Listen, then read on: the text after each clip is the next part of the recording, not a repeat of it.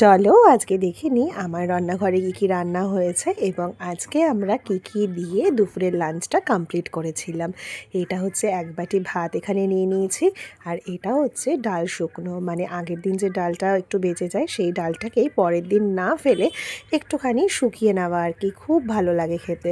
কাঁচা তেল কাঁচা লঙ্কা দিয়ে দারুণ লাগে। এটা হচ্ছে তেলাপিয়া মাছ ভাজা, এটা হচ্ছে হাঁসের ডিমের কষা। নর্মালি পেঁয়াজ রসুন দিয়ে এটা বানানো হয়েছে, একদম খুব বেশি পাতলা ঝোল করা হয়নি, একটু হালকা আর কি ঝোল রেখে একটু কষা কষা মতনই কিন্তু করা হয়েছিল, খুব বেশি রিচ করে বানানো হয়নি। আর এটা হচ্ছে বাঁধাকপির তরকারি, যেটা আর মানে আলু দিয়ে মটরশুঁটি দিয়ে আর কি বানানো হয়েছে। বাঁধাকপিটা একদমই নিরামিষ, কিন্তু বাঁধাকপি কিন্তু মাছের মাথা দিয়ে বা চিংড়ি মাছ দিয়ে খেতেও কিন্তু খুব ভালো লাগে। আর এইটা হচ্ছে অসময়ের আম।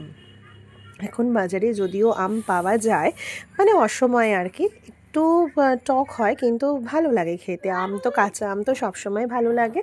তো এটাকে একটুখানি চাটনির মতন, চাটনি না ওই একটু আচার মতন করা হয়েছিল। তো মূলত আজকে কিন্তু আমরা এগুলো দিয়েই দুপুরের লাঞ্চটা কিন্তু আমরা কমপ্লিট করেছিলাম।